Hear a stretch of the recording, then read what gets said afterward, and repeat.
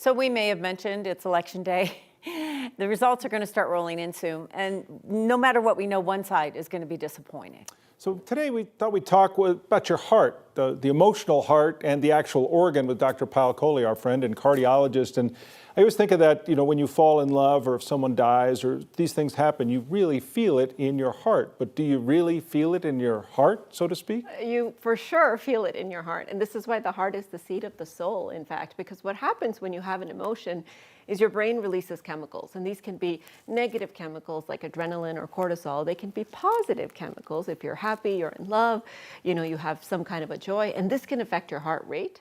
This can affect your blood pressure. This can affect how your heart is beating. So when you feel your heart fluttering, that literally is your heart fluttering, because you may be having a skip because the electricity in the heart responds to these chemicals. Well, judging by what we've heard the last few months, this is a day that's going to move people. Yeah. I mean, it makes me think of like watching a sporting event where you're very attached. So you're either going to be thrilled and excited and potentially jumping up and down, or you're just going to start feeling devastated and it's going to extend for a few days. Well, it's very interesting. They've actually looked at the 2020 election, the 2016 one as well.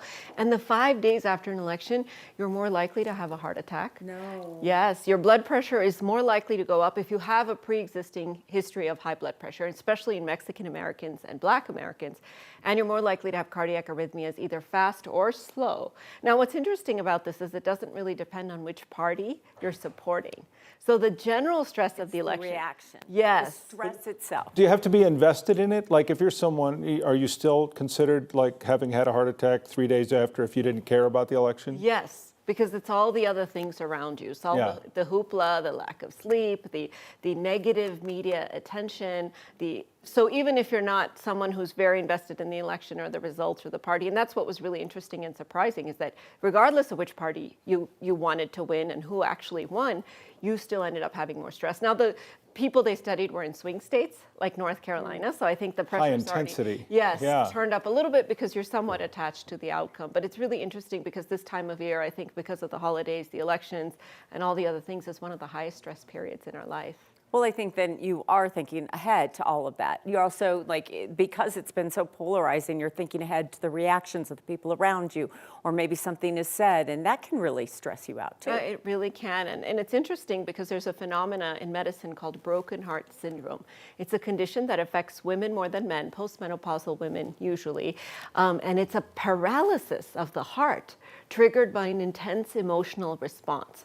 And I remember this case in medical school. It was a woman who lost her husband of many years, and she literally collapsed at his funeral because her heart got paralyzed, the bottom section of the heart. It's called Takotsubo's cardiomyopathy. But any immense emotional stress, financial stress, political stress, or physical stress, even a car accident, can trigger the sudden discharge of hormones from your brain that then causes the receptors on the heart to freak out, and the heart literally gets paralyzed. Some people end up in the ICU on life support. Can we prevent it?